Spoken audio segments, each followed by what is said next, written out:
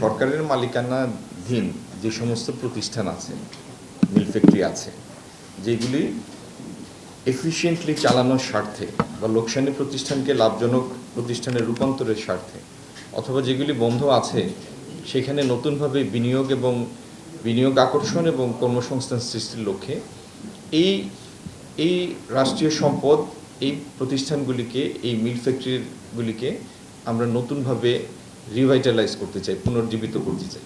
তো সেই ধারাবাহিকতার অংশ হিসাবে আজকে আমরা টিকে গ্রুপের সাথে একটি চুক্তিতে আবদ্ধ হয়েছি, আমাদের পাটকল কর্পোরেশন, যেখানে ওনারা একটা নির্দিষ্ট অঙ্কের প্রায় 1,000 কোটি টাকার বিনিয়োগ হবে এবং প্রায় 3,000 কোটি টাকা টার্নওভার হবে।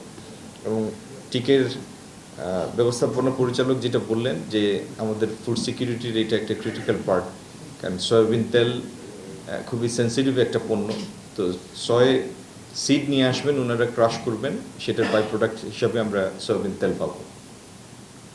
তো এইভাবে এই লক্ষ্যে আমরা কাজ করে যাচ্ছি। ইনশাল্লাহ এই বছর শেষ হওয়ার আগেই আরও কয়েকটি এরকম প্রতিষ্ঠান আমরা ব্যক্তি খাতে হস্তান্তর করতে পারবো।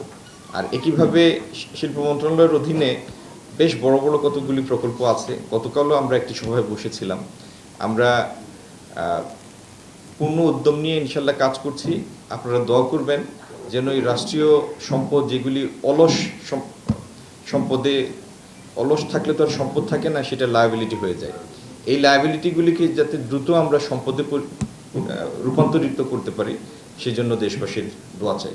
এটা একই ধরনের 1টা 4টা 5টা ইন্ডাস্ট্রি না, এটা বিভিন্ন খাতের বিনিয়োগ ছিল। এখানে সরকার বিভিন্ন খাতের ফ্যাক্টরি তৈরি করেছিল, যেমন কোনোটা হয়তো স্টিল রিলেটেড, কোনোটা হয়তো ফুড রিলেটেড, কোনোটা ভেহিকেল রিলেটেড, কোনোটা জুট রিলেটেড, কোনোটা টেক্সটাইল রিলেটেড। তো এরকম মাল্টিপল সেক্টরের বিভিন্ন ফ্যাক্টরি, যেগুলি ইতিমধ্যে তার ইকোনমিক লাইফ অতিক্রান্ত হয়েছে, এবং এমনকি এখানের মধ্যে যে ভৌত সম্পত্তি আছে, যে বিল্ডিং আছে, সেগুলিও একটা ডিলাপিডেটেড স্টেজে, এগুলি আর ইউজেবল না। তো সেখানে নতুনভাবে বিনিয়োগ করে, নতুনভাবে মিল ফ্যাক্টরির জন্য কনস্ট্রাকশন করে, মেশিন এনে, নতুন বিনিয়োগ, নতুন খাত চিহ্নিত করে পুরো জিনিসটাকে রিভাইটালাইজ করার জন্য আমাদের কার্যক্রম চলমান আছে। আমরা আশাবাদী 1-2 বছরের মধ্যে ইনশাল্লাহ এর প্রত্যেকটা জায়গায় আমরা একটা প্রোডাক্টিভ আউটপুট দেখতে পারবো। আমরা ব্যক্তি খাতকে, প্রাইভেট সেক্টরকে নতুন বিনিয়োগের জন্য আহ্বান জানাচ্ছি। আজকের পৃথিবীতে এটা একটা অ্যাডমিটেড ফ্যাক্ট যে সরকার যখনই কোনো ব্যবসা পরিচালনা করতে গিয়েছে, সেখানে আমরা ইনএফিশিয়েন্সি দেখেছি। সেই তুলনায় ব্যক্তিখাত যখন এগিয়ে আসে, তার ডে টু ডে ম্যানেজমেন্ট বা তার অপারেশনাল এফিসিয়েন্সি সরকারি পরিচালনা থেকে অনেক বেশি ব্যবসার ক্ষেত্রে। তো আমরা ফেসিলিটেট করব সরকার হিসাবে ব্যক্তিখাত বিনিয়োগে এগিয়ে আসবে। এখন কয়েক দিনের মধ্যে করতে পারবো, কয়েক তারিখের মধ্যে করতে পারবো, এরকম আমি তারিখ আপনাকে ক্যালেন্ডার দিয়ে দিতে পারবো না, কিন্তু আমরা আমাদের পূর্ণ শক্তি নিয়ে কাজ করছি। যত দ্রুত সম্ভব এখানে আমরা এমপ্লয়মেন্ট ক্রিয়েট করতে চাই। আর যে মডেলে এগুলি যাচ্ছে, আমাদের এখানে পিপিপির কতগুলি মডেল আছে। এর মধ্যে একটা হলো লিজ, দীর্ঘমেয়াদী লিজ, একটি হলো রেভিনিউ শেয়ার, আরেকটা হলো পিপিপির বাইরে আপনি একটা সেপারেট কোম্পানি করে, এটা একটা স্পেশাল ভেহিকেল, একটা সেপারেট কোম্পানি করে সেখানে সরকারের একটা অংশ থাকবে, ব্যক্তিখাতের একটা অংশ থাকবে, কিন্তু সেখানে লাভ লোকসানের ঝুঁকি সরকারকেও নিতে হবে। লাভ হলে তো লাভ, লোকসান হলে সেই ঝুঁকিটা নিতে হবে। তো এই সমস্ত বিবেচনায় যারা নিবেন তাদের সাথে সম্মতির ভিত্তিতে, খালি আমরা চাইলে তো হবে না, যারা নিবেন তাদেরও তো সম্মতি থাকতে হবে। তো সবার সাথে সম্মতির ভিত্তিতে একটা উইনেবল, টেনেবল একটা প্রপোজিশন ক্রিয়েট করে আমরা এগুলি করব, যে প্রচলিত আইন আছে সেই আইনের অধীনে। পৃথিবীতে 2টা যুদ্ধ চলমান, এবং আমাদের বেশি প্রোডাক্ট যে জায়গাতে যায় সেটি হচ্ছে ইউরোপিয়ান ইউনিয়ন। আপনি দেখবেন যে ইউরোপিয়ান ইউনিয়নেই, ইউর বাজারেই আমাদের গতিটা আমাদের প্রত্যাশিতভাবে গতি পায় নাই গত বছরের রপ্তানি। অন্যান্য জায়গায় অপ্রচলিত 2-1টা মার্কেটে বরং এক্সপোর্টের গ্রোথ ছিল, আর ইউরোপিয়ান ইউনিয়নে এটা ছিল নেগেটিভ গ্রোথ।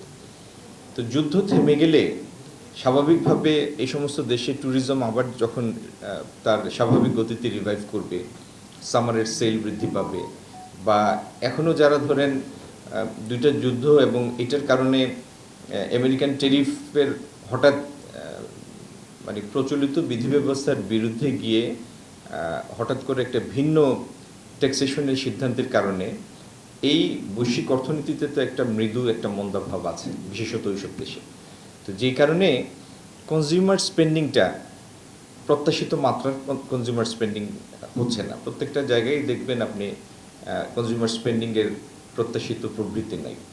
তো এই জিনিসগুলি কেটে গেলে ইনশাল্লাহ আমরা এক্সপোর্টের ক্ষেত্রেও আমাদের কাঙ্ক্ষিত গতিতে ফেরত যাব। আর আরেকটা জিনিস হচ্ছে, প্রত্যেকটা সেক্টরের অ্যাডাপ্টেবিলিটির ব্যাপার আছে, নেক্সট ইয়ারে গ্র্যাজুয়েশনের ব্যাপার আছে, পরবর্তী ধাপে উত্তরণের সুযোগ আছে। আমরা এতকাল যাবৎ গার্মেন্টসে যেটা করেছি সেটি হচ্ছে low price volume centric export. সেই জায়গা থেকে এখনকার আরএমজি সেক্টর, ম্যানমেড ফাইবার, মোর ভ্যালু অ্যাডেড আর্টিকেল, সেগুলিতে উত্তরণের চেষ্টা করছে। তো এই উত্তরণের প্রক্রিয়া যত বেশি গতি আসবে, তত দেখবেন একই সংখ্যক পণ্যের জন্য আপনার রপ্তানি আয় বৃদ্ধি পাচ্ছে। আজকে 5 ইউনিট রপ্তানি করে যদি ধরে নেন, ফর এক্সাম্পল, যে আপনি $5 পাচ্ছেন, আপনি ভ্যালুয়েটেড আর্টিকেল এই 5টা ইউনিট রপ্তানি করে দেখবেন $7.5 পাচ্ছেন, $8 পাচ্ছেন। তো এইভাবে ভ্যালুয়েটেড আর্টিকেলের মধ্যে উত্তরণের যে প্রক্রিয়া, সেগুলি আমাদের গার্মেন্টস এই প্র্যাকটিসটা শুরু করেছে, আরএমজি খাত। ইনশাল্লাহ এটারও প্রতিফলন আগামী দিন দেখবেন। আমি পূর্ণমাত্রায় আশাবাদী, আমরা আমাদের অলরেডি ইনস্টলড যে প্রোডাকশন ক্যাপাসিটি আছে, এটা ফুললি ইউটিলাইজ করতে পারলে আর বৈশ্বিক পরিস্থিতি স্বাভাবিক থাকলে এই 38-39 বিলিয়নের আরএমজি এটার বিপুলভাবে বৃদ্ধির সুযোগ এখনও আছে।